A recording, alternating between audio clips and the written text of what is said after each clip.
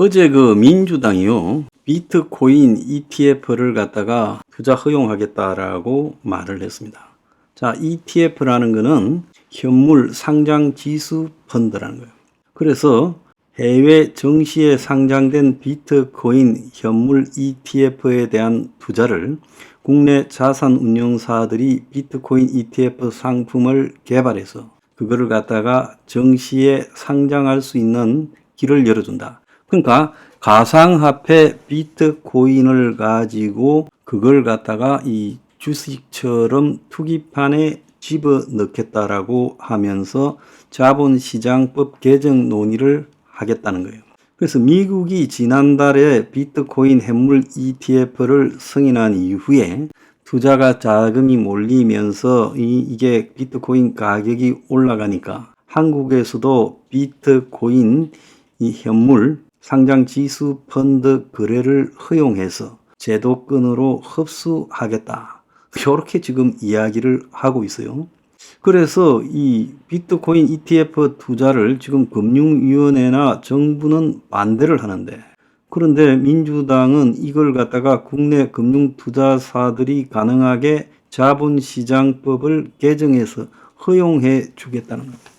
그래서 미국에서 한다고 무조건 옳은 게 아닙니다. 미국이라는 나라는요, 솔직히 말하면 투기 금융 자본주의 천국이죠. 별의별 말도 안 되는 금융 상품들, 구조화된 유동성 정권들을 만들어 가지고 사고를 치고 금융 위기를 맞았던, 한마디로 저는 야바이 투기 금융 시장이라고 봐요. 미국이요. 미국의 정권거래위원회가 지난달 1월 11일 ETF에 대해서 승인이 있었지만 한국의 금융위원회는 거래 불가 원칙을 밝혔고, 미국 증시에서 이 비트코인 ETF가 6조 첫날 거래됐지만 상장 첫날 국내는 자본시장법에 위배될 가능성이 있다고 해서 허용을 아직 안 하겠다고 하고 있어요. 그러잖아도 코인이니 각종 주식이니 부동산이니 연끌 비투로 젊은 애들이 난리가 나 있는 판에 이런 2030들을 갖다가 다시 또 가상자산에 끌어들이려고 이렇게 한다라는 거는요, 이건 말이 안 된다는 겁니다. 자, 그래서 감독원장이 미국 관계자들을 만나서 한국도 고려를 해보겠다 이런 소리를 하는데 절대 하면 안 된다라는 게 제 입장입니다. 정부가요, 어디 할 일이 없어서 이런 것들을 갖다가 합니까? 미국에서 벌어지는 모든 일은 그것이 옳은 겁니까? 아니죠. 그래서 미국에서 이 가상자산을 갖다가 제도권 안에 진입을 시키는 부분, 이건 저는 매우 잘못됐다고 보는 거예요. 그래서 비트코인 현물 ETF는 비트코인을 사서 은행 계좌 같은 데 넣어놓고 그 가치만큼의 ETF를 발행해서 정권거래소에서 거래할 수 있게 만든다는 거예요. 그러니까 비트코인의 가치를 기반으로 해서 그걸 갖다가 이 정권시장의 상장 지수로 이렇게 해서 거래하게 만든다는 거예요. 그러니까 홍콩의 ELS처럼 비트코인이 근본적인 가치가 되는 그런 상품을 만들겠다는 거예요.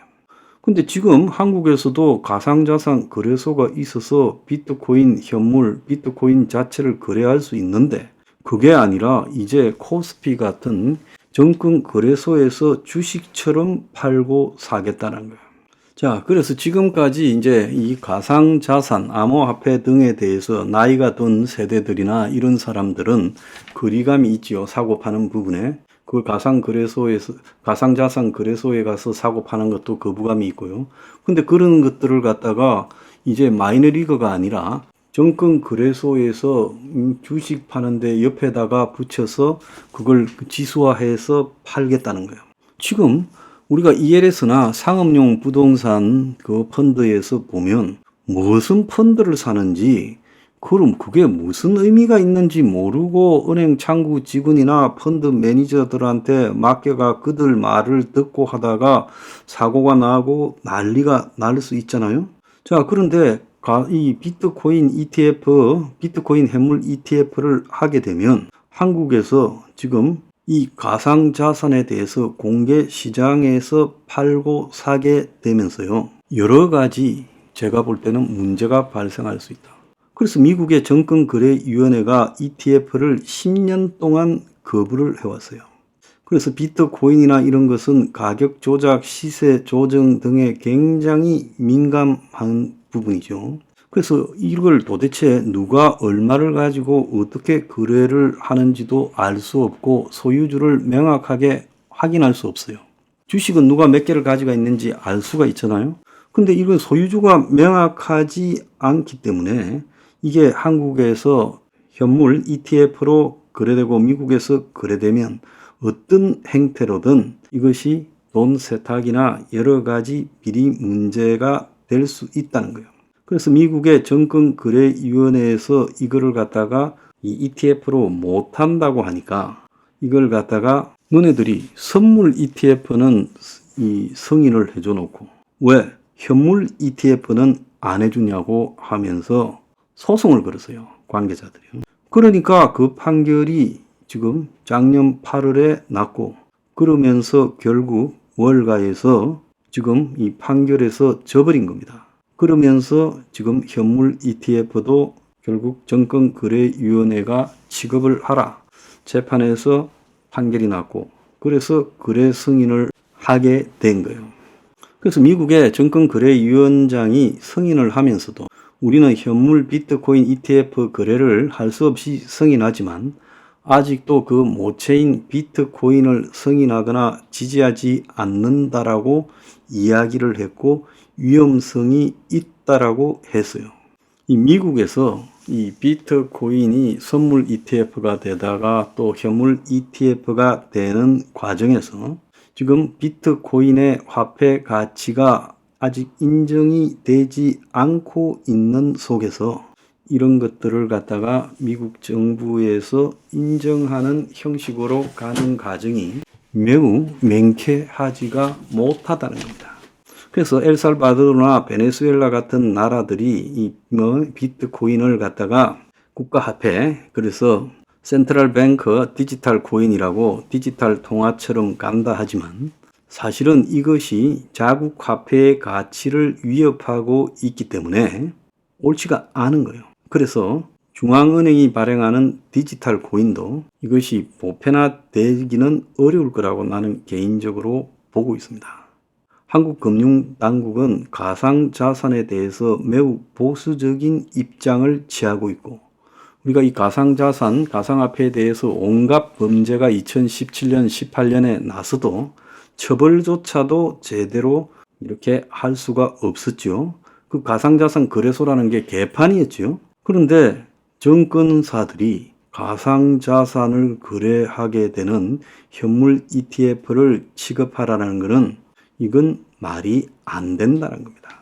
그래서 미국의 유명한 투자사 그레이스 케일이 자신들이 운영하던 비트코인 투자용 비상장 펀드를 비트코인 현물 ETF로 전환하겠다고 미국 정권거래위원회에 제출했는데 정권거래위원회가 반려했는데 미국에서는 2021년 10월부터 선물 ETF가 되고 있어서 그래서 선물은 인정하면서 현물은 안 하느냐 이렇게 되면서 법원이 이걸 받아들이는 웃기는 일이 벌어졌고 그래서 미국 정권거래소가 소송에서 져서 이제 억지로 이걸 채택하게 됐고 내키지 않는 승인을 하게 됐고 어쩔 수 없는 현실이라면 그 정권거래 규제안에 두겠다라고 결국 밀려서 판단했는데 암호자산이 가진 본질적인 문제들은 다 남아있는 거예요. 그래서 비트코인에 투자하든 비트코인 현물 ETF에 투자하든 투자자가 변동성이 높은데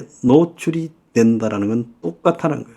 그냥 비트코인을 사고 팔면 되지. 뭐 때문에 비트코인 현물 상장지수 펀드를 갖다가 사느냐는 거예요. 그래서 ETF라는 부분이 가져오는 위험성은요. 거래 가격과 실제 이 순자산 가치의 차이가 발생을 하고 또 수수료도 발생을 하고 시장이 불안정할 때요. 거기에 또 프리미엄이나 디스카운트가 붙고 또 세금 처리까지 발생할 수 있다는 겁니다. 그래서 민주당이 2030 애들 투기판을 열어주기 위해서 지금 비트코인 해물 ETF를 허용하겠다 하고 어제 정책을 발표한 거는 그야말로 주거 문제에 대해서 하나도 해결하지 못하면서 문재인 정권이 코인 공화국이었잖아요. 그걸 갖다가 또 답습하겠다는 겁니다.